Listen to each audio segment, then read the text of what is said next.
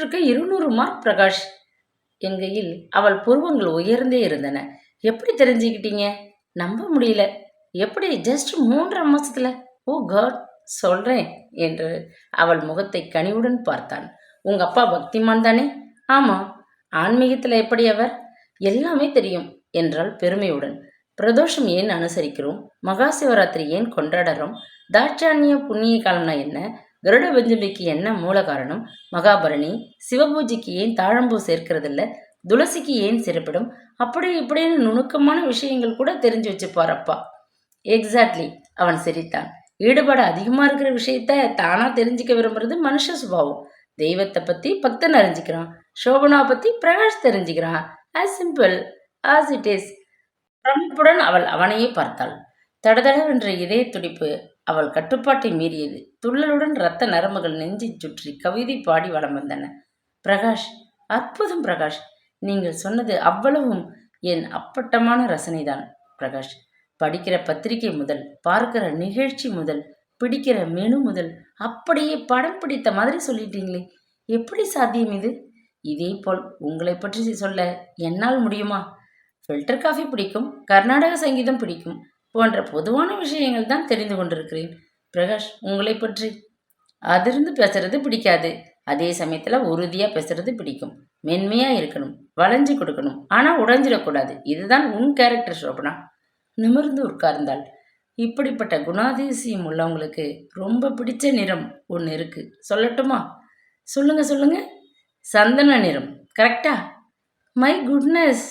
நெஞ்சின் மேல் கை வைத்து அவள் நிஜமாகவே பிரமித்தாள். என்ன, சரியா சோபனா? அசத்துட்டீங்க பிரகாஷ் என்றாள் மனம் விட்டு. கிரேட். எப்படி சாத்தியமாச்சுன்னு தான் இன்னும் புரியல. அப்சர்வேஷன் கெப்பாசிட்டியா? ஜஸ்ட் 3.5 மாசத்துலையா? எப்படி இவ்வளவு குறுகிய காலத்துல? ஒரு விஷயத்துல முதிர்ச்சி வரணும்னா எவ்வளவு காலம் எப்படி செலவிட்டோம் என்கிறத விட செலவிட்டோம்ங்கிறது தான் முக்கியம். சோபனா, பெர்னாஷா சொல்வாரே என்று அவள் கண்களையே பார்த்தான். தலை குனிந்தது அவளுக்கு. சோபனா தான் இனி எல்லாம் நமக்குன்னு மனசுக்குள்ள இருந்து ஒரு குரல் ஒழிச்சுக்கிட்டே இருக்கு. உணர்வுகள் தானா உன்கிட்ட ஒன்றி போயிடுச்சு. வேற என்ன வேணும் சோபனா? ஒத்துக்கிறேன். எதை? தோத்துட்டேன் சவாலில். நம்ம அக்ரிமெண்ட் இருக்கே அப்படியே. என்ன சொன்னாலும் கேட்பியா? ம் என்றால் உள்ளே படபடத்தது. மடிக்கோடு. என்னது? படுத்துக்கணும் சோபனா என்றான் திடீரென்று கரகரப்பான குரலுடன். உன் மடியில் படுத்துக்கணும், கண்மூடி படுக்கணும், இப்பவே, இந்த நிமிடமே. வெளியில் மழை கொட்டியது. உயிர் என்பது கற்பனைதான், உடம்புதான் காரியம் என்று எங்கோ படித்தது. எப்போதும் அவள் நினைவில் இருக்கும் விஷயம். முரண்பாடான கருத்து அது என்றுதான் நினைத்து கொள்வாள். உயிர் என்பதை பார்க்க முடியாவிட்டாலும் ஆதாரம் அதுதான், அடிப்படை அதுதான். சல்லி வேறு முக்கியம்தான் என்றாலும் சல்லி வேரை விட ஆணி வேறுதான் முக்கியம். உடலின் முக்கியத்துவத்தை விட உயிரை பேணி காப்பாற்றுவதுதான் அதிமுக்கியமான காரியம். எப்படி பின்னே உயிரை கற்பனை என்றும் உடம்பை காரியம் என்றும் சொன்னான் இந்த சிந்தனாவாதி என்று சிரித்து கொள்வாள். அதெல்லாம் ஒரு காலம். இப்பொழுது அப்படியே அந்த கருத்தை ஏற்றுக்கொள்ள தயாராகிவிட்டாள் அவள். உயிர் என்பது கற்பனை மட்டுமல்ல, கட்டுப்பாட்டிலும் இல்லாதது. ஆனால் உடம்பு என்பது காரியம். நம்மை மேலே ஏற்றிச் செல்வதும் ஏற தூண்டுவதும் புலன்கள் தான். இதயத்தை சுற்றி கொண்டிருக்கும் உணர்வுகள் தான். ஒரு மனிதனை பறக்க வைப்பதும் தரையில் விழ வைப்பதும் கூட உடம்பு பண்ணும் சாகசம்தான். தான் இப்போது மண்ணில் கால் பதித்திருக்கிறோமா இல்லை சிறகடித்து பறந்து கொண்டிருக்கிறோமா என்று திடீரென்று சந்தேகம் தோன்றியது அவளுக்கு. உடனே செல்ல கோபமும் வந்தது. நானா இப்படியெல்லாம் அபத்தமாக கேள்வி கேட்டுக்கொள்கிறேன்? தாஸ் கவிடல் ஒரு கையிலும் ஆஸ் யூ லைக் இட் மறு கையிலுமாக பொருளாதாரத்துக்கும் இலக்கியத்துக்கும் உள்ள தொடர்பு பற்றி ஆராய்ந்து கொண்டிருந்த நானா திருவேறு தெல்லியராதலும் வேறு என்று வள்ளுவர் சொன்னதன் பொருள் பற்றி யோசிக்கிற நானா 3 பக்கம் கடலும் கடல் முழுக்க மீனும் உள்ள நம் நாட்டில்தான் புரோட்டீன் குறைவால் சாகிற ஜனங்களின் எண்ணிக்கை அதிகம் என்கிறதே புள்ளி விவரம். எங்கே இருக்கிறது தவறு? அன்று அப்பாவுடன் விவாதம் நடத்துகிற நானா பிரகாஷ் பிரகாஷ் என்றே துடிக்கிறேனே, சரிதானா இது? எப்பொழுது மாலை மயங்கும், எப்பொழுது வீட்டுக்கு ஓடுவோம் என்று காத்திருக்கிறேனே, இதில் தவறில்லையே. அதுவும் அந்த நாள் அவளுக்கு பிடித்த விஷயங்களை ஒவ்வொரு ஐட்டமாக பட்டியலிட்டானே பிரகாஷ். அப்பாவுக்கு கூட அவளை பற்றி இவ்வளவு தெரிந்திருக்குமா? நுணுக்கமான அவள் ரசனைகளை இந்த அளவுக்கு அத்துப்படி ஆகியிருக்குமா? இல்லை, நிச்சயமாக இல்லை. ஏன், இதோ எதிரில், பக்கத்தில், சற்று தொலைவில், வாகனத்தில், நடைபாதையில் என்று இருக்கிறார்களே ஆண்கள், இவர்களில் என் பிரகாஷ் போல் எவரும் இருக்க மாட்டார்கள். சொல்லப்போனால் தன் விருப்பங்களை பட்டியல் போட்டு மனைவி கையில் கொடுத்து அவளையும் தன் இஷ்டப்படி ஆட்டி வைக்கிற கணவர்கள் தான் மிகுதி இங்கு. அதுவும் மடி வேண்டும் எனக்கு என்று சொன்னவன் அவள் பதிலுக்கு காத்திருந்ததும், மௌனமாக அவள் தலை குனிந்ததும், உடனே குழந்தையைப் போல் தலை வைத்து படுத்ததும், கண்கள் மூடி அர்த்தமுள்ள மௌனத்தில் அவன் திளைத்ததும், எதுவும் பேசத் தோன்றாமல் உயிருள்ள சிலையாக அவள் உட்கார்ந்திருந்ததும், ஷோபனா என்று அவள் கை விரல்களை பற்றியபடி அவன் அழைத்தபோது தன்னையும் அறியாமல் தேகம் சிலிர்ப்பதை உணர்ந்தாள். அவனும் உணர்ந்தவன் போல, பயமா இருக்கா ஷோபனா என்றான். என்கிட்டயா? என்ன பயம்? தெரியல. நான் சொல்லட்டுமா? நீ நீயாகவே இரு, நான் நானாகவே இருப்பேன்னு அன்னைக்கு சொன்னேன்ல. நீ நானாகவும் நான் நீயாகவும் மாறி போயிடுவோமோன்னு தானே பயம் உனக்கு? ஐயோ! அலறிவிட்டாள் அவள். சடாரென்று எழுந்தவன் அவள் விரல்களை விட்டுவிடாமல் தன் முகத்தில் பதித்து கொண்டான். பயப்படாத ஷோபனா, உன் இஷ்டமில்லாத எதுவும் நடக்காது இந்த வீட்டில். ஒரு விஷயம் சொல்லணும் ஷோபனா, உன்கிட்ட உறுத்திக்கிட்டே இருக்கிற ஒரு விஷயம். நிமிர்ந்தாள். நம்ம உறவை கெட்டுப்படுத்திக்காம இருக்கிறேன்னா இந்த உறுத்தலும் ஒரு காரணம்தான் ஷோபனா. என்ன சொல்கிறீங்கன்னு புரியல எனக்கு. ஒன்று மட்டும் சொல்கிறேன், பழைய கதையை திரும்பி பார்க்கணும் தான், ஆனால் அது முன்னேற்றத்துக்கு தூண்டுகோலாக இருக்கணும், இல்லை ஈர நெஞ்சத்தை உலர விடாமல் இருக்கிறதுக்காக இருக்கணும். இது என் பாலிசி. பிரகாஷ் அவளை பார்த்தான். கண்கள் மின்னின. 3 வருஷத்துக்கு முன்னால் ஒரு தப்பு பண்ணிட்டேன் ஷோபனா என்றான் நிதானமான குரலில். என் தாய் இருந்த வேளையில் நான் இருந்த சமயம் அது. பிஸ்னஸ் ட்ரிப்பாக கல்பாதேவி வரைக்கும் போக வேண்டியிருந்தது. போயிட்டேன். மனசு பூரா வலி. எங்கே திரும்பினாலும் அம்மா முகம். ஐயோ, எப்படி மறக்க போகிறோம்னு அச்சப்பட்டு அந்த தப்பை செஞ்சுட்டேன் ஷோபனா. காசுக்காக தன்னை விற்கிற ஒரு பெண்ணோட சேர்ந்து நான் ஒரே ஒரு தடவை அமைதியாக இருந்தாள். சென்னைக்கு வந்து ரொம்ப காலம் வரைக்கும் அந்த ஷாக் என்னை விடலை. நானும் தினம் மனம் சித்திரவதை. சாப்பாடு பிடிக்கல, தூக்கம் பிடிக்கல. என் நண்பன் மூலமாக சைக்கியாட்ரிஸ்ட் போய் பார்த்தேன். 4 கவுன்சிலிங் போன பிறகு தான் கொஞ்சம் நார்மல் ஆனேன். தப்பு பண்ணுறதை விட அதை மறைச்சிக்கிட்டு வாழறது தான் ரொம்ப வேதனைன்னு புரிஞ்சுது. உன்னை பார்த்ததும் மனசுக்குள்ள ஒரு மின்னல், இவ தாண்டா அது, உன்னை மன்னிக்க காத்துக்கிட்டு இருக்கிற தேவதன்னு ஒரு பட்சி ஆக்கிரமித்து உன்னை கூட்டிக்கிட்டே வந்துட்டேன். ஷோபனா, சொல்லேன், என்ன நினைக்கிறேன் என்னை பற்றி? I am ashamed Shobana, very much ashamed. ஓ, பெருமூச்சு விட்டாள் அவள். ராத்திரி சமையலுக்கு குடைமிளகா வேணும், போய் வாங்கிட்டு வாங்களேன். பிரமிப்புடன் அவளை பார்த்தான் அவன். ஷோபனா, தொலைபேசியில் அழைத்த சூப்பரண்ட் ரவீந்தரின் குரலில் வித்தியாசம் தெரிந்தது. எஸ் சார் என்றாள் வேலையை நிறுத்தியபடி. இங்கே வந்துட்டு போங்க. அவ்வளவுதான், வைத்து விட்டார். குழப்பத்துடன் எழுந்து கொண்டாள். ஏதோ பிரச்சனை என்று புரிந்தது. ஒரு தினுசான ஆள்தான் அவர் என்றாலும் அவளை பொறுத்தவரை கச்சிதமான தொலைவில் நிறுத்தி வைத்திருந்ததால் எந்த தொல்லையும் இதுவரை இல்லை. மாதவி அன்றைக்கே வருத்தப்பட்ட போது தைரியமாக இரு என்று சொன்னது ஒருவேளை அவர் காதுகளுக்கு போயிருக்கலாமோ? சரி, எதுவானால் என்ன, நம்மிடம் எந்த கள்ளத்தனமும் இல்லை, அதனால் அச்சப்பட தேவையும் இல்லை. கதவை நாசுக்காக தட்டிவிட்டு உள்ளே போன போது அவர் இறுக்கமாக முகத்தில் பேனாவை அழுத்தியபடி காத்திருந்தார். எஸ் சார் என்றாள். என்னாச்சு? எது சார்? அதான் அந்த வீரபத்ரன் மேட்டர் பெண்டிங்கில் தான் சார் இருக்கு. அதுதான் ஏன் கேட்குறேன். குரல் உயர்ந்தது. அன்னைக்கே சொன்னேன், பெரிய இடம் அது, வட சின்ன தாதா ஒருத்தர் சம்மந்தப்பட்டதுன்னு. ஏன் தெரியல. Why are you keeping pending? ஒரு தடவை சொன்னால் புரியாதா உங்களுக்கு? புரியும் சார், தமிழில் தானே சொன்னீங்க, எப்படி புரியாமல் இருக்கும் என்றால் அதே குரலில். ஏற்கனவே நோட் போட்டு அனுப்பியிருக்கேன் உங்களுக்கு. திருட்டு போன கவர்மெண்ட் வண்டியோ அதுன்னு எனக்கு சந்தேகமாக இருக்குது. நம்பர் பிளேட் மாற்றிருக்காங்க, சரி அதை கூட விட்டுடலாம். சேசிஸ் நம்பரை கீறி இருக்கிறது தெரிகிறது. இதையெல்லாம் ஏன் ரெக்கார்டில் பதிவு பண்ணியிருக்கீங்க? என்ன, என் வேலைக்கே உழ வைக்கணும்னு பார்க்குறீங்களா? இல்லை சார், சாப்பாட்டு உலைக்கு ஆதாரம் இந்த வேலை. இதோட புனிதத்தன்மையை கெடுக்கக்கூடாதுன்னு தான் உள்ளதுபடி எழுதினேன். What you mean? அவர் நீண்ட பெருமூச்சு விட்டார். கைக்குட்டை எடுத்து துடைத்து கொண்டு இமைகளை படபடவென்று அடித்தார். சரி சரி என்றார், தனக்குத்தானே சொல்லிக்கொள்வது போல. உட்காருங்க, என்று இருக்கையை காட்டினார். இருக்கட்டும் சார், சொல்லுங்க. நிமிர்ந்தார். 20 வயசுல பொது உடைமை பேசுற அதே ஆள் 40 வயசுல தனி உடைமை பேசுறது தவிர்க்க முடியாதது. இளரத்தம் உங்களுக்கு. கொடி பிடிக்கணும் எல்லாத்துக்கும் என்கிற வெறி இல்லை சோபனா? அது மெதட் இல்லை. எல்லாத்துக்கும் விரைச்சிக்கிட்டு நிற்க முடியாது. வளைஞ்சு கொடுத்து தான் ஆகணும்மா. வன்முறை பேசுகிறவங்கிட்ட போய் காஞ்சி பரமஹம்சர்னு பேசிகிட்டு இருக்க முடியுமா? நான் சொல்ல வர்றது புரியுதில்ல. அழகாக பேசுகிறீங்க சார் என்று அவள் புன்னகைத்தாள். 20 வயசில் நியாயம் பேசுறது உலக வழக்கம்னு ஒத்துக்கிறீங்க. நானும் அந்த வழக்கத்தில் தானே இருக்க முடியும். தவிர இப்படி இளைய சமுதாயம் கூட தட்டி கேட்கலன்னா இலைமறைவு காய்மறையாக இருக்கிற ஊழல் இந்தியாவோட தேசிய பாரம்பரியத்தில் வெளிப்படையாக சேர்ந்துடுமே சார்.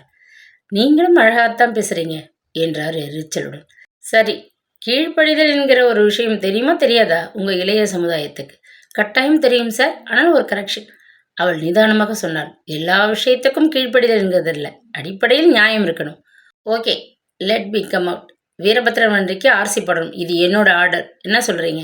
பிரேக் இன்ஸ்பெக்டருக்கு சர்டிஃபிகேட் பண்ணட்டும், நான் ஆர்சி போடுறேன். அவ்வளவுதானே? அவ்வளவே தான்.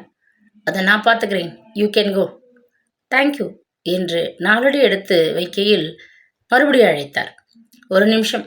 திரும்பினாள். மாதவி புது பொண்ணு. மற்ற மாநில வண்டிகளை பார்க்குற முக்கியமான சீட்டில் இருக்குது. அதை ட்ரெயின் பண்ண வேண்டியது என் டியூட்டி. லேட் சிட்டிங் பண்ணுறது அந்த பெண்ணோட டியூட்டி. உங்கள் இளைய சமுதாயத்தோட கருத்து கொள்கைன்னு அந்த பெண்ணையும் மாற்றிடாதீங்க என்றவரின் முகம் இருண்டு விட்டதை கவனித்தாள். இருக்கைக்கு வந்து மற்ற வேலைகளில் ஈடுபடும் போது வழக்கமான மனநிலையில் பாதிப்பு ஏற்பட்டிருப்பது தெரிந்தது. எதற்காக தெரிந்தே ஒரு குற்றத்துக்கு துணை போக நினைக்கிறார்கள்? அதுவும் வன்முறையே ஆயுதமாக கொண்ட ஒரு கும்பலின் தலைவனுக்கு அடியொருடியாய் இருப்பதற்கு ஏன் இப்படி ஓடுகிறார்கள்? படித்து பட்டம் வாங்கி பொறுப்பான வேலையில் இருப்பவன் இப்படி போக்கிரிகளின் எலும்பு துண்டுகளுக்கும் பச்சை நோட்டுகளுக்கும் இரையாகி போவதால் தான் சமுதாயம் நாளுக்கு நாள் அழுகி கொண்டு போகிறது. யாருக்குமே எதிர்கால பிரகாசம் பற்றி கவலை இல்லாமல் போனதே எப்படி? திடீரென்று பிரேக் இன்ஸ்பெக்டர் பற்றி ரவீந்தர் சொன்னது உரைத்தது அவளுக்கு. அதை நான் பார்த்துக்கிறேன் என்று எவ்வளவு உறுதியாக சொன்னார். எழுந்தாள். குரு ராகவ் எங்கே இருக்கிறான் என்று தேடிக்கொண்டு விரைந்தாள். ஆர்மி ட்ரக் ஒன்றை வெள்ளோட்டம் பார்த்து கொண்டிருந்தவனிடம் போய் நின்றாள். திரும்பினான். எஸ் சோபனா, சொல்லுங்க என்றான். வீரபத்ரன் வண்டி பற்றி பேசணும் சார். சொல்லுங்க. திருட்டு வண்டியோன்னு சந்தேகமாக இருக்கு எனக்கு. மார்ச்சில் ஒரு சர்க்குலர் இல்லையா? கவர்மெண்ட் வண்டிங்க திருடு போன லிஸ்ட்டோட அதில் இந்த மாருதி 1000 இருக்குது சார். கன்ஃபார்ம்டாக தெரியும் எனக்கு. சூப்பரன் ஃபோர்ஸ் பண்ணுறார். மாடியிலிருந்து ரவீந்திரன் கழுகு கண்கள் அவள் மேல் நிலைத்தன. அப்பாவின் குரல் உற்சாகத்தை சுமந்து வந்து செவிகளை நிறைத்தது. அரிமா சங்கத்துக்காரங்க கொடுக்குற விருது பிரகாஷுக்கு கிடைச்சிருக்குமா இந்த வருஷம்? மாப்பிள்ளை இப்போத்தான் ஃபோன் பண்ணி விஷயத்தை சொன்னாருமா. ரொம்ப சந்தோஷம். சிறந்த தொழிலதிபர் என்கிற அறிமுக விருதாம் இது. ரொம்ப சந்தோஷம்மா என்கையில் உணர்ச்சி வசப்பட்டார். அப்படியப்பா என்றாள் அவள் கம்ப்யூட்டர் திரையை உரையை வைத்தபடி. சோபனா, மறந்துட்ட பார்த்தியா இந்த அப்பாவை? என்னப்பா சொல்கிறீங்க? 10 நாளைக்கு ஒரு தடவை வந்து உங்களை பார்ப்பேன்பான்னு சொன்னியேம்மா. 1 மாதத்துக்கு மேலாச்சேம்மா உன்னை பார்த்து. சாரிப்பா, நாளைக்கே வரேன்ப்பா. ஒரு விஷயம்மா, நம்ம பழைய ஸ்கூல் வாத்தியார்கள் எல்லாம் சேர்ந்து ரிஷிகேஷ் வரைக்கும் போகிறாங்களாம்மா. நானும் போயிட்டு வரட்டுமா? இது என்னப்பா கேள்வி? சந்தோஷமாக போயிட்டு வாங்கப்பா. கங்கை பாயிற புனிதமான அந்த ரிஷிகேஷ் ஹரித்வாருக்கு போக கொடுத்து வச்சிருக்கணுமே. மனது நிரம்பி வழிந்தது. ஹரிமா சங்கம் விருது கொடுத்திருக்கிறது. சிறந்த தொழிலதிபர் பிரகாஷ், சிறந்த புதுமுக தொழிலதிபர். பரிசு என்பது எந்த வயதிலும் எந்த காலத்திலும் இன்பம் கொடுப்பது. அங்கீகாரம் என்பதுதான் மனிதனின் ஆதாரம். நம்முடைய செயல்கள் பிறரால் மதிக்கப்பட்டு அதற்கு ஒரு அத்தாட்சி கிடைப்பது என்பது சாதனைதான். ஏனென்றால் பாராட்டுக்களுக்குத்தான் பஞ்சம் எப்போதும். கணவனுக்கு மிகவும் பிடித்த தூத்பேடா வாங்கி போகலாமா, இல்லை பாதுஷாவா என யோசித்தாள். எப்படி மலர்ந்து போய் அவன் சந்தோஷத்தை வெளிப்படுத்துவான் என்று நினைத்து பார்த்தாள். மறுபடி தொலைபேசி அடித்தது. எதிர்பார்த்தது போல் பிரகாஷ் தான். ரொம்ப சந்தோஷம் பிரகாஷ். அப்பா கிட்ட சொன்னீங்களாமே. My hearty congratulation. நீங்கள் மேலும் மேலும் சாதனை படைக்க என் வாழ்த்துக்கள் என்று பரபரத்தாள். தேங்க்யூ மை டியர் ஏஞ்சல் என்று அவனும் உணர்ச்சி வசப்பட்டு கரகரத்தான். எதிர்பார்க்கல சோபனா. 8 வருஷமா பட்ட பாட்டுக்கு பலன் சோபனா. மாலையா வந்து குமிஞ்சிட்டு இருக்கு. ஃபோன் விடாம அலறுது. மெம்பர்ஸ் அவ்வளவு பேரும் வந்துட்டாங்க. குறிப்பா நம்ம ஃபேக்டரி ஸ்டாஃப் எல்லோருக்கும் அவ்வளவு கொண்டாட்டம். நீ வந்த வேலை சோபனா. It's you. அப்புறம் பேசுறேன் என்று பரபரத்து அவன் வைத்து விட அவள் வேலைக்குள் புகுந்தாள். பேசாமல் நின்றாள் அவள். உட்காரேன், ஏன் நிற்கிற? 2 பக்கமும் பார்த்தாள். ஏதாவது பர்சனல் விஷயமாம்மா? எதுவானாலும் பரவாயில்லை, சொல்லு என்றாள் மெலிதாக. மேடம் வந்து சொல்லு. கம்ப்ளைண்ட் கொடுத்துருக்கீங்களா என்றாள் மாதவி தவிப்பாக. என்ன கம்ப்ளைண்ட்? திருட்டு வண்டிக்கு ஆர்சி புக் போட சொல்லி சூப்பரண்ட் சொன்னாராமே. தாதா ஒருத்தன் வண்டியாம். நீங்கள் மாட்டேன்னீங்களாம். இப்போ சிஎம்முக்கு கம்ப்ளைண்ட் பண்ணிட்டீங்களாம். சூப்பரண்ட் கோபமாக இருக்கார் மேடம். மாதவிக்கு இதழ்கள் துடித்தன. சிஎம் எல்லாம் இல்லைம்மா, தவிர அது கம்ப்ளைண்ட்டும் இல்லை என்றால் தலையாட்டியபடி. டிரான்ஸ்போர்ட் டிபார்ட்மெண்ட்டுக்கு எழுதி விளக்கம் தர சொல்லி கேட்டிருக்கேன். தனிப்பட்ட முறையில் சந்தேகம் இருக்கு. யார் மேலேயும் குத்தம் சொல்லலைன்னு தெளிவாக எழுதியிருக்கே, அவ்வளவுதான். ஏசி ஒருத்தர் வந்து பேசிட்டு இருந்தார் மேடம். தெரியுமா? அப்படியா என்றாள் ஆச்சரியத்துடன். சூப்பரன் என்னைத்தான் கூப்பிட்டு ஃபைல் எல்லாத்தையும் எடுத்து காட்ட சொன்னார். ஏசியும் கூடவே 2 போலீஸ் அதிகாரிகளும் ரொம்ப சீரியஸாக பேசிக்கிட்டு இருக்காங்க. வீரபத்ரன் தாதா 2 வார்த்தைகள் அடிக்கடி காதில் விழுந்தது. Very good. டிரான்ஸ்போர்ட் மினிஸ்டர் இவ்வளவு சீக்கிரம் ஆக்ஷன் எடுக்கிறாருன்னா அது நிர்வாகத்திறமை தான். Very good, very good. என்ன மேடம் பேசுகிறீங்க? மாதவி புருவம் உயர்த்தி அதிர்ச்சி காட்டினாள். யார்கிட்ட மோதிரம்னு தெரியலையே உங்களுக்கு? ரத்தம், வன்முறை, அடிதடி, சண்டைன்னு வாழ்க்கையை அமைச்சிக்கிட்டு ரவுடி கும்பலோட தலைவன் தேவையா மேடம் இது? பூனைக்கு மணி கட்டுற வேலையை எந்த எலியாவது தொடங்கித்தான் ஆகணுமா மாதவி? அவங்க எதுக்கும் துணிஞ்சவங்க மேடம். பயமாக இருக்கு மேடம் எனக்கு. ஒரு பயமும் இல்லை, போ. ஒரு பஞ்சாபிக்காக நிற்கிறார் பார் உன் கவுண்டரில். திரும்பி பார்த்தபடி மாதவி நடந்தாள். ஆயாசமாக இருந்தது. இளைய தலைமுறை நியாயத்துக்காக குரல் கொடுக்கும் என்பது கூட மூட நம்பிக்கை என்று தோன்றியது. அது கூட கோழைத்தனத்தை கொண்டுதான் இருக்கிறது. ரவீந்தர் ஒரு விதம், வீரபத்ரன் ஒரு விதம் என்று சமுதாயத்தை சீரழித்தால் பிரகாஷ் வேறு விதம், மாதவி வேறு விதம் என்று கண்டுகொள்ளாமல் விடுகிறார்கள். வேலையில் ஈடுபடுத்தி கொண்டு தன் மனநிலையை மாற்றிக்கொண்டாள். வெளியே வானிலை மாறிக்கொண்டு வந்தது. வங்கக்கடலில் புயல் சின்னமாக்கும் என்ற செய்தியை சுமந்து கொண்டு காற்று ஜன்னல் தாண்டி வீசியது. வீட்டுக்கு கிளம்பிய போது எதிர் பிளாட்பாரத்தில் யாரோ நிற்பது தெரிந்தது. கரிய மீசை, கட்டை உருவம். அன்றைக்கு வந்திருந்த வீரபத்ரனின் ஆள் அவன் என்று உடனே அடையாளம் தெரிந்துவிட்டது. சோபனா ஆட்டோ வெளியேறினாள். ரொம்ப நேரமாக பார்த்துக்கிட்டு தான் இருக்கேன். சோர்வா தெரிகிற. என்ன விஷயம் சோபனா? பிரகாஷ் சின்னத்திரையை நிறுத்திவிட்டு அவள் பக்கத்தில் வந்து உட்கார்ந்தான். பெருமூச்சு தான் வந்தது அவளுக்கு. ஆஃபீஸில் தான் பிரச்சனைன்னு தோணுது. என்ன விஷயம் சோபனா? சொல்லேன், பாரம் குறையும். பிரகாஷ் என்னம்மா என்றான். அவள் விரல்களை மெல்ல நீவினான். கவிதை எல்லாம் பிடிக்குமில்ல உங்களுக்கு? மீன் கருத்துள்ள கவிதை ரொம்ப பிடிக்கும். ஏன், கிறுக்கல்னு படிச்சிருக்கீங்களா? ஒரு கவிதை புத்தகம் சினிமா நடிகர் ஒருத்தர் எழுதினது. அதானே? இன்னும் படிக்கல. என்னம்மா அதில்? 4 வரி கவிதை ஒன்று வரும் பிரகாஷ் அதில் என்றால் அடிக்குரலில். சாமர்த்தியத்தால் பாக்கெட் நிறையலாம், சாதித்தால் தான் இதயம் நிறையும். எனக்கு ரொம்ப பிடிச்ச வரிகள் அது. அற்புதமாக இருக்குது. சாதிக்கிறவங்களா எல்லோருமே ஆகிடுறதில்லைன்னாலும் நடைமுறை வாழ்க்கையில் கம்பீரம் குறையாமலும் தர்மத்துக்கு கட்டுப்பட்டும் வாழறது கூட ஒரு வகையில் சாதனை தானே பிரகாஷ்? நிச்சயமா சோபனா என்றான் கனிவு நிரம்ப. கம்பீரம்னு சொன்னியே, அருமையான வார்த்தை அது. நம்ம மேலேயே நமக்கு மரியாதை வரணும், தலை நிமிர்ந்து நடக்கணும். அதுக்கு நாம் கோட்பாடுகளோட இயங்கணும். You are right Shobana. அதுக்கு சோதனை வரும்பொழுது என்ன செய்யணும் பிரகாஷ்? சாமர்த்தியமாக தீர்த்துக்கணும். அப்படின்னா விட்டு கொடுத்துட்டு போகணுமா? அப்படி இல்லை, நிலைமையை ரசாபாசமாக ஆக்கிடாம சுமூகமாக தீர்த்துக்கணுங்கிறேன் என்றவன் அவள் தோலை சுற்றி தன் கைகளை போட்டுக்கொண்டான். எதுக்கு இப்படி குழப்பிக்கிற? டைரக்டாக சொல்லு, என்ன பிரச்சனை ஆஃபீஸில்? தப்பான வண்டி எதுக்காவது லைசன்ஸ் தர சொல்கிறான் ஆஃபீஸர்? ஆமாம் பிரகாஷ் என்று கரகரத்தவள் கடகடவென்று சொல்லி முடித்தாள். அமைதியாக கேட்டான். குறுக்கிட்டு அவசியமான 1-2 கேள்விகள் மட்டும் கேட்டான். நிதானமாக யோசித்தான். குரு ராகவ் நல்ல மனுஷர் பிரகாஷ். காசுக்கு ஆசைப்படுற மனுஷன் இல்லை, மனசாட்சியோட வேலை பண்ணுறவர். முதல்ல விஷயத்த சொன்னபோது கேட்டுக்கிட்டு கோபப்பட்டார். விடுங்க சோபனா, நான் பார்த்துக்கிறேன். என்ன நினைச்சிட்டு இருக்காரு அவர் மனசுல? அப்படி இப்படின்னு கோபப்பட்டவர் 4வது நாள் தலைகீழ மாறிட்டார் பிரகாஷ். அவர் கைப்பட சர்டிஃபிகேட் வருது என் டேபிளுக்கு, க்ளீன் சர்டிஃபிகேட். தாங்க முடியாமல் போய் கேட்டேன். தலை குனிஞ்சு நழுவ பார்த்தார். விடாம துரத்தினேன். என்னம்மா செய்ய முடியும்? துஷ்டனை கண்டால் தூர விலகுது தவிர அப்படின்னு மட்டும் சொன்னார் பிரகாஷ். இமைகள் நனைந்து விட்டது அவளுக்கு. தொண்டை கரகரத்தது. இன்னும் கூட அவன் கையெழுத்து கண் முன்னாலேயே இருந்தது. அருமையான வண்டி, எவ்வித அப்பழுக்கும் இல்லாத வண்டி என்று மாற்று குறையாத தங்கம் போல் வர்ணித்து அவன் போட்ட கையெழுத்து. எல்லோருக்கும் ஒரு விலை உண்டு என்று பாரதத்தில் வருமே, நிஜமா அது? விலை போகாத மனிதனே கிடையாதா? துஷ்டர்களை கண்டு சாதுக்கள் விலகி ஓடுவது கோழைத்தனம் என்று ஏன் சொல்லித்தரவில்லை?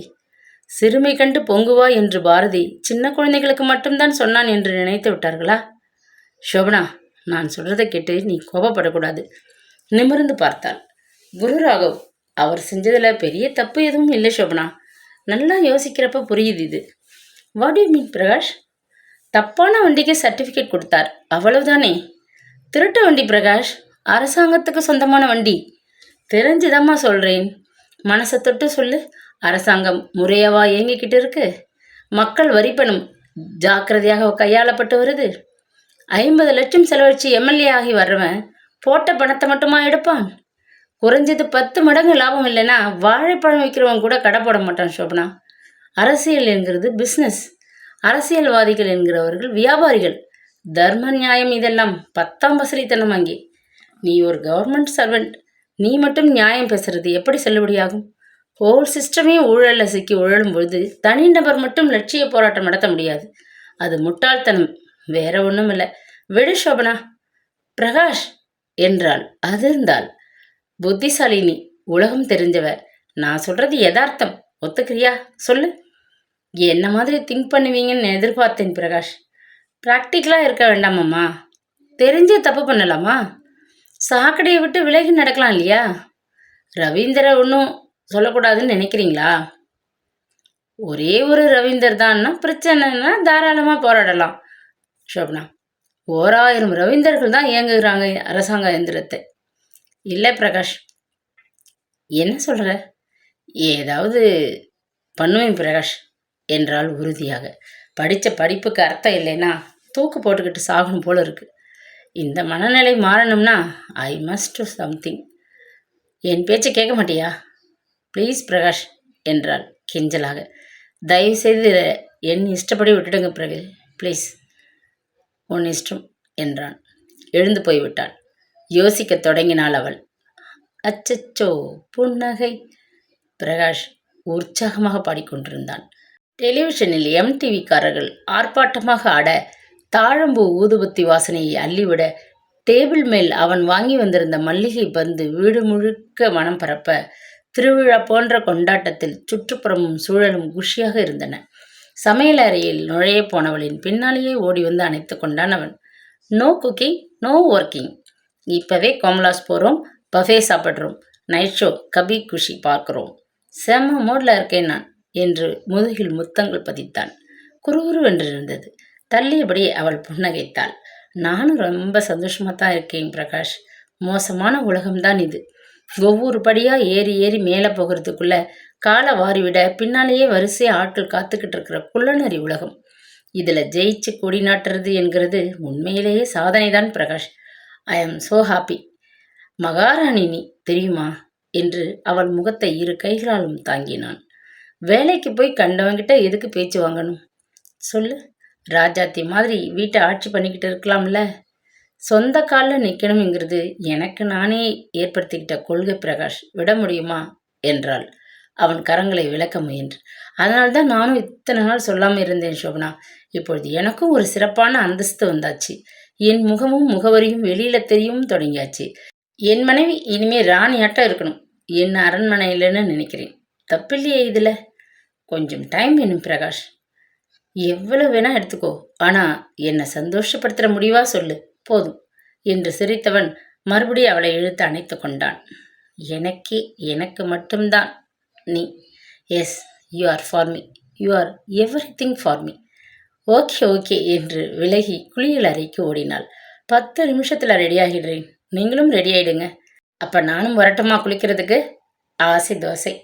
அவள் உடனடியாக கதவை மூடிக்கொள்ள அவன் முகம் குழந்தை போல் ஏமாற்றத்தை பிரதிபலித்தது.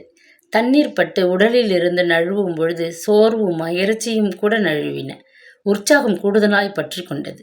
பீரோ திறந்து புத்தம் புது ஜாம்தானி பிரிண்டட் போட்ட வெளிர் நீல சேலையும் மிக பொருத்தமான ஜரிகை ஜாக்கெட்டும் அணிந்து கொண்டாள். பளிச்சென்று இருந்த முகம் கருவிழிகளில் மை தீட்டப்பட்டவுடன் மேலும் ஒளிவிட்டது. நிறமற்ற லிப்ஸ்டிக் இதழ்களின் ஈரப்பசையை அழகாக மெருகூட்ட நீண்ட கரிய திலகப்பொட்டுடன் கரிய புருவமும் கச்சிதமாக தம் பங்கை சேர்த்தன. கண்ணாடியில் தெரிந்த தன் உருவத்தை சந்தோஷமாக பார்த்தாள் அவள். ஆள் பாதி ஆடை பாதி என்பது எவ்வளவு நிஜம்! நைட்டியிலும் சின்ன பொட்டிலும் மறைந்து கிடந்த அழகை ஜஸ்ட் 5 நிமிட அலங்காரம் எங்கிருந்து தேடி எடுத்து வந்து விட்டது? கொஞ்ச நேரத்துக்கு முன்னாடி அழுக்கு ட்ரெஸ்ஸில் ஷோபனான்னு ஒரு பொண்ணு இருந்தாளே, எங்கே போயிட்டா? பிரகாஷ் கன்னத்தில் கை வைத்தபடி கேட்க அவள் அடிப்பது போல் அவன் முதுகில் குத்தினாள். லாரா தத்தாவா? பிரியங்கா சோப்ராவா? யார் நீ என்று விழித்தவனை வலிக்காமல் கிள்ளினாள். உலக அழகியெல்லாம் கூட வந்தா நான் எங்கேயுமா போவேன் பர்சனாலிட்டிக்கு என்று அவன் மேலும் ஊடல் காட்ட கிளம்பினார்கள். கோமலாஸ் வழக்கம் போல பிரமாதமான அறுசுவையுடன் காத்திருந்தது. பஃபே நடக்கும் ரெஸ்டாரண்ட்டுக்குள் அவள் கைப்பற்றி கொண்டு நுழைந்தவன் முதலில் ஒரு தட்டை எடுத்து எல்லா ஐட்டங்களும் நிறைய நிறைய குவித்து அவளிடம் கொடுத்தான். தானும் எடுத்துக்கொண்டான். ஐயோ இவ்வளவா என்று திகைத்தவளை கண்களாலேயே கட்டுப்படுத்தி சாப்பிட வைத்தான். வாழ்நாளிலேயே வயிறு புடைக்க அன்றுதான் சாப்பிட்டாள். நடக்க முடியாமல் தடுமாறியவளை பார்த்து சிரித்தபடி வெளியே அழைத்து வந்தான். டாக்ஸியில் ஏறி தேவி காம்ப்ளெக்ஸுக்கு வந்தார்கள். அவளுக்கு மிகவும் பிடித்த அமிதாப்பும் அவனுக்கு மிகவும் பிடித்த கஜோலும் நடித்த கபி குஷி படம் அவர்களுக்காகவே காத்திருந்தது. ஆர்வத்துடன் பார்த்தார்கள். கரண் ஜோஹர் என்கிற புதுமுக இளைஞனின் வித்தியாசமான இயக்கத்தில் தங்களின் அபிமான நட்சத்திரங்களின் அட்டகாசமான நடிப்பை பார்த்து பரவசப்பட்டார்கள். வெளியே வந்தபோது அதிர்ச்சி காத்திருந்தது. அடைமழை கொட்டி கொண்டிருந்தது. 3 மணி நேரமாக மண்ணை துளைத்து கொண்டிருந்தது என்றார்கள். விடாமல் கெட்டியாக கொட்டியபடி இருக்கிறது என்றார்கள். மின்சாரம் துப்புரவாய் நின்றிருக்க ஆட்டோக்களும் டாக்ஸிகளும் கண்ணில் படாத இருட்டும் நடு இரவை பயங்கரமாக ஆக்கிவிட்டிருந்தது. மை காட், என்ன பிரகாஷ் இது? அவள் கணவனின் தோளை பற்றி கொண்டாள். எப்படி போகிறோம்? பயமா இருக்கு பிரகாஷ், இந்த இருட்டு. பயப்படாதே என்றவன் அவளை தியேட்டர் வெளிச்சத்தில் நிறுத்திவிட்டு 2 நிமிடங்களில் ஒரு ஆட்டோவுடன் வந்தான். வரவே மாட்டேன்னிட்டார் டிரைவர். 4 மடங்கு பணம் கொடுக்குறேன்னு சொல்லி கூட்டிட்டு வந்திருக்கேன். ஏறு ஷோபனா, குவிக். ஏறிக்கொண்டாள். ஊசியாய் இறங்குகிற கனத்த நீர்த்தாரைகளை விலக்கி கொண்டு ஆட்டோ விரைந்தது. மெயின் தெரு கடந்து உள் சந்தில் புகுந்தது. 3 நிமிடங்கள் கடந்திருக்கும். திடீரென்று ஒரு கும்பல் ஆட்டோவை நிறுத்தியது. கட்டை வைத்திருந்த ஒருவன் டிரைவர் முன்னால் இருந்த கண்ணாடியை ஓங்கி அடிக்க சில்லாய் சிதறியது.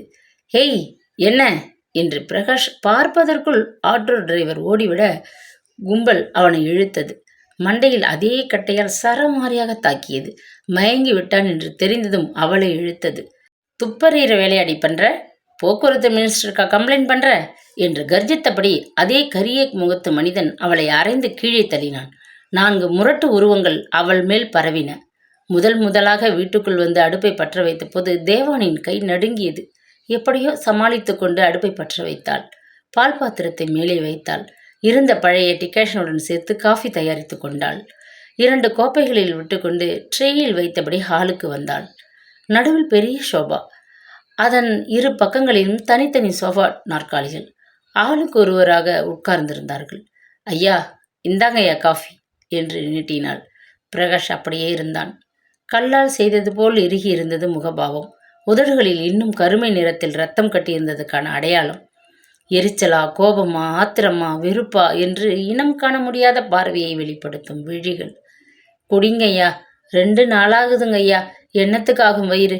தேவானை கவலையுடன் சொன்னபடி கோப்பையை நீட்டினாள். கண்களை டப்பென்று மூடிக்கொண்டான். பின்னால் தலையை சாய்த்து கொண்டான்.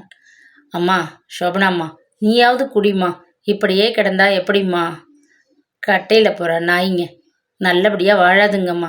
பாம்பு பிடிங்கி சாவானுங்க, இல்லை நாக்கில் புண்ணு வந்து ஒழிவானுங்க. பெண் சாபம் சும்மா விடாதுமா அவனுங்கள. அதுக்காக நீங்கள் ஏமா பச்சை தண்ணி பல்லில் படாமல் கிடக்கணும்? எழுந்துருங்கம்மா. தேவானை மெல்ல தன் எஜமானியை நெருங்கினாள். சோபனா கண்களை விரிய திறந்து வைத்திருந்தாள்.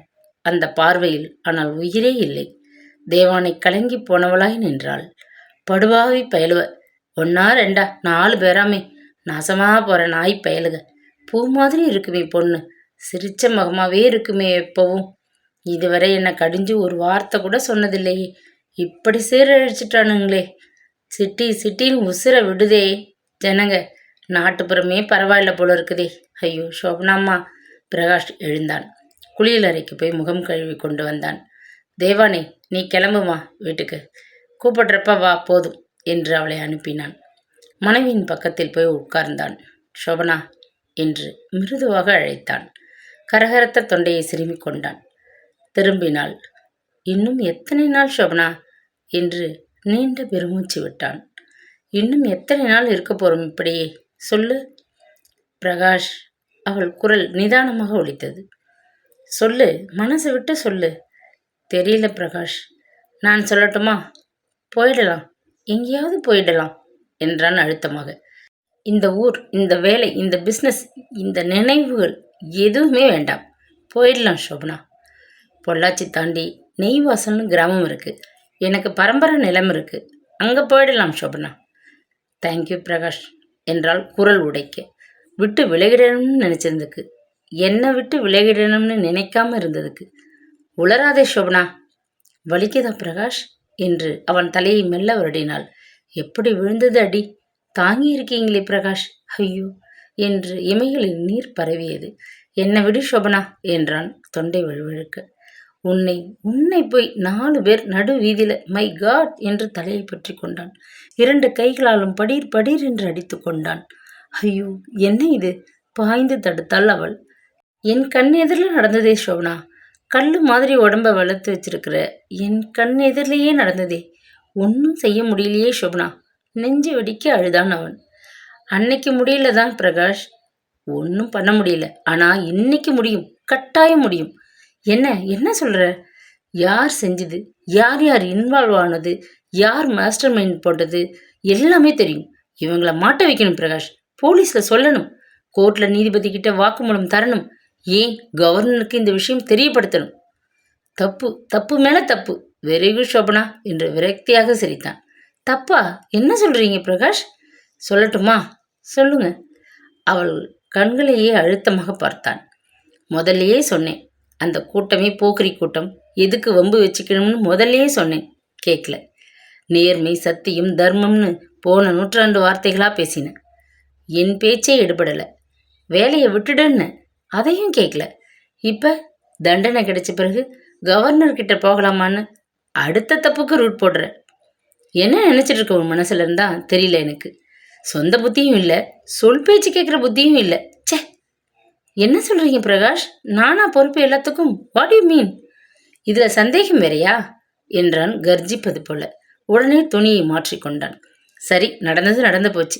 இதில் எந்த ஆராய்ச்சி பண்ணியும் இனிமேல் பிரயோஜனம் இல்லை. ஆனால் ஒரு விஷயத்தில் மட்டும் பிடிவாதமாக இருப்பேன். அவனையே பார்த்தாள். என்ன பேச்சு இதெல்லாம் என்கிற பிரமிப்பும் தவிப்பும் ஆட்கொள்ள தொடங்கியதில் உடல் ஒரு தடவை நடுங்கி நின்றது. இன்னும் நம்ப முடியாமல் தடுமாறினாள் அவள். அவள் மேல்தான் குற்றம் என்று அத்தனை பழியையும் தூக்கி தன்மேல் போடுகின்ற பிரகாஷ் தன் கணவன் பிரகாஷ் தானா என்று குடைந்தது மனது. அந்த நீண்ட இரவின் கொடுமையான வலி இன்னும் கொஞ்சமும் குறையாமல் அடி நெஞ்சிலிருந்து பீரிட்டது. ரவீந்தர், அவன்தான். அவன் அனுப்பிய நாய்கள்தான் அவ்வளவும் சொல்லி சொல்லி சிரித்தார்களே. அந்த கொடிய நிமிடங்களிலும் அவன் பெயரை பயபக்தியுடன் உச்சரித்தார்களே. விட்டுவிடலாம் அவனை? விட்டுவிட்டால் அதுதான் சரியான தீர்வாகிவிடுமா? இல்லை, அவன் என்றில்லை, அநியாயம் செய்பவன் எவனாக இருந்தாலும் தட்டி கேட்கத்தான் வேண்டும். அடிப்பானோ உதைப்பானோ என்று பயந்து கொண்டே இருந்தால் அக்கிரமக்காரர்களின் கொடி பறந்து கொண்டேதான் இருக்கும். அடி விழுமோ என்று பயப்படுகிற நிலைமையை விட அடி விழுந்துவிட்ட இந்த நிமிடம் எவ்வளவோ வலியை கொடுத்திருக்கிறது. இதற்கு மேல் என்ன செய்துவிட முடியும் என்னால் என்கிற தைரியத்தை கொடுத்திருக்கிறது. வா, என்னதான் ஆகிறது பார்க்கலாம் என்று களத்தில் இறங்கக்கூடிய அளவுக்கு முரட்டுத்தனத்தை கொடுத்திருக்கிறது. புரிஞ்சுக்கோ சோபனா. அவன் நிமிர்ந்து உட்கார்ந்தான். விளையாடுற சமயம் இல்லை இது. வாழ்க்கையின் மிக முக்கியமான இடத்துல வந்து நிற்கிறோம். அந்த ராத்திரி நடந்ததை கெட்ட கனவான்னு நினைச்சுப்போம். அடியோட மறந்துடுவோம். முழுசா எல்லாத்தையும் விட்டுட்டு இடம் மாறிடுவோம். போகிற இடத்துல நம்ம பழைய கதை தெரிய வேண்டாம். புரியுதா நான் சொல்றது? அவங்க எதிர்பார்த்தபடி நடக்கணும்னு சொல்றீங்க. கோழைத்தனமாக ஊரை விட்டு ஓடணும்னு சொல்கிறீங்க இல்லையா?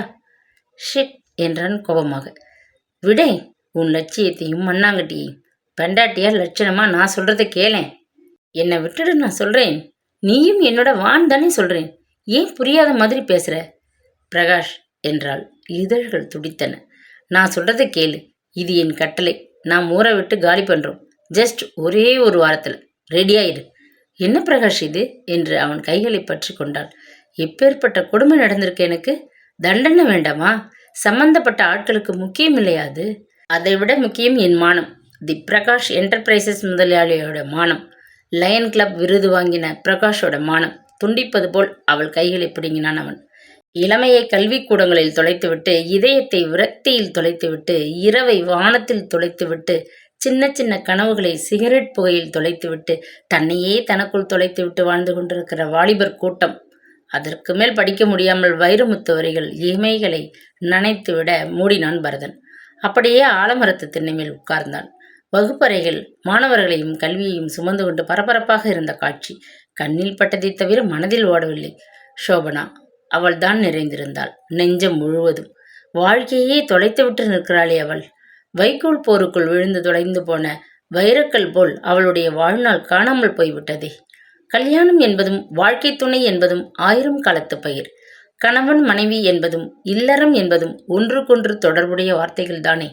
பிறகு ஏன் பிரகாஷ் அவளை விட்டு விலகி போனான்?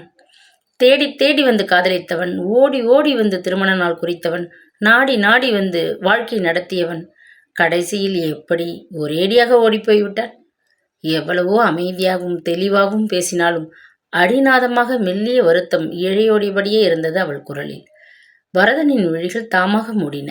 மனம் இயல்பாக நினைவுகளில் தேடி அவள் குரல் மறு ஒளிபரப்பு செய்தது. உணர்வுகள் என்பது எல்லோருக்கும் ஒரே மாதிரி இருக்கிறது இல்லையே பரதன் சார்.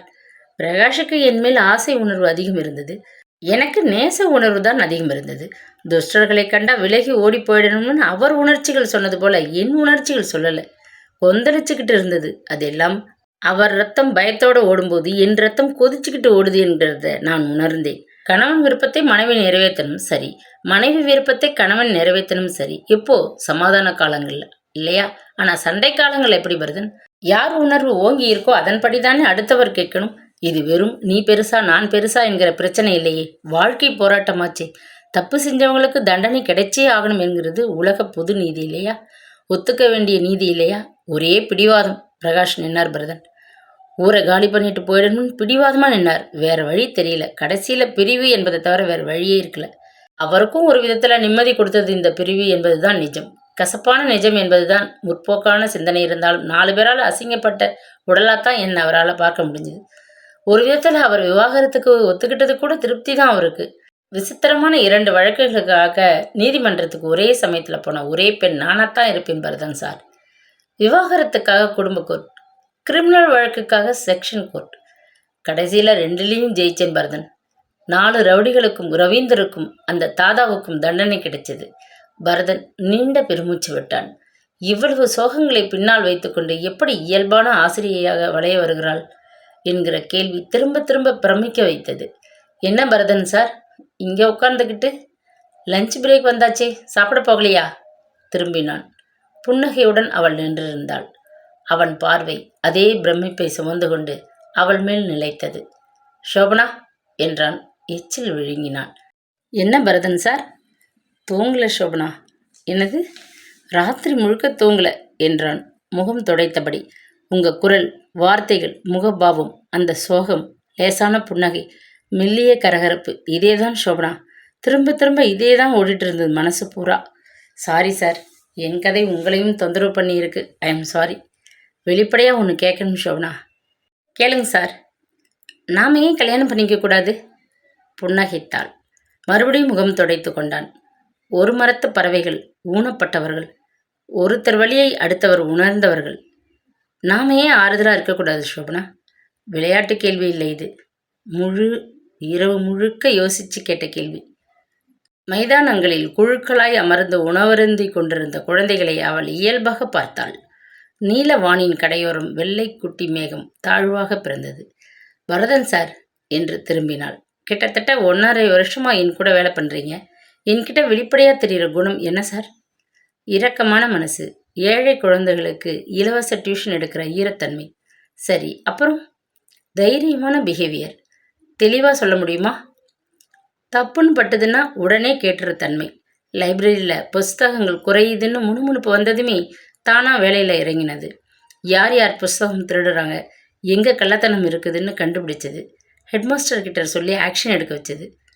தேங்க்யூ சார் என்றாள் உணர்வுபூர்வமாக. எப்படி சார் வந்தது அந்த தைரியம்? நமக்கு என்ன வந்ததுன்னு பூர்ண சாரும் பாத்திமா டீச்சரும் ஒதுங்கிக்கிட்ட நிலைமையில நான் மட்டும் தைரியமாக இறங்கி கண்டுபிடிச்சேனே, எங்கேருந்து வந்தது அவ்வளவு துணிச்சல் எனக்கு? குழப்பமாய் நிமிர்ந்தான். மென்மையாய் அவள் இதழ்கள் மலர்ந்தன. ஏன்னா இழப்பதற்கு எதுவுமே இல்லை என்கிட்ட. என்னது? இழப்பதற்கு எதுவுமே இல்லை பரதன் சார் என்றாள் மாறாத அதே புன்னகையுடன். மனைவி என்கிற கூண்டுக்கிளி அந்தஸ்து, பெண் என்கிற தனித்தன்மை கவசம், கற்பு என்கிற கற்பனை எதுவுமே இல்லை. புதுசா பந்தங்களை ஏற்படுத்திவிட்டு மறுபடி சிறைவாசமும் புழுக்கமும் எதுக்கு பரதன் சார்? பிரமிப்புடன் அவன் எழுந்து நின்றான். எல்லா மீன்களும் உணவாயிடுறதில்ல பரதன் சார்.